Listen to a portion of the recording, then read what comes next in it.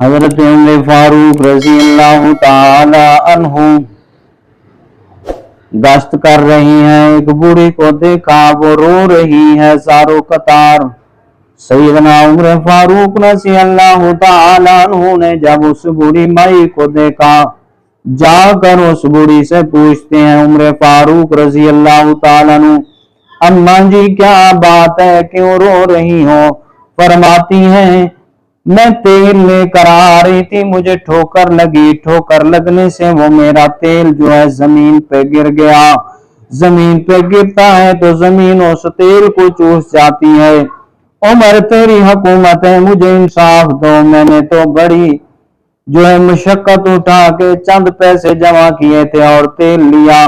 سیدنا عمر فاروق رضی اللہ تعالی عنہ نے ایک پرچی لکھی اور پرچی لکھنے کے بعد اس پرچی کو زمین کے اوپر ڈالا تو فوراً زمین میں تیل جو ہے باہر نکال دیا۔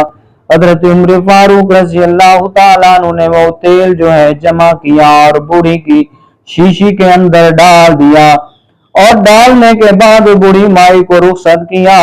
ایک دیکھنے والے نے جب اس پرچی کو دیکھا، آخر حضرت عمر فاروق نے اس پرچی پر کیا لکھا تھا جس کی وجہ سے زمین نے یہ تیل نکال دیا؟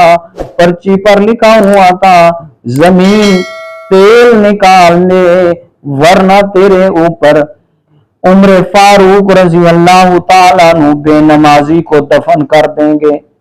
زمین میں اس خوف اور ڈر کی وجہ سے اس بوڑھی مائی کا تیل نکال دیا۔ سبحان اللہ۔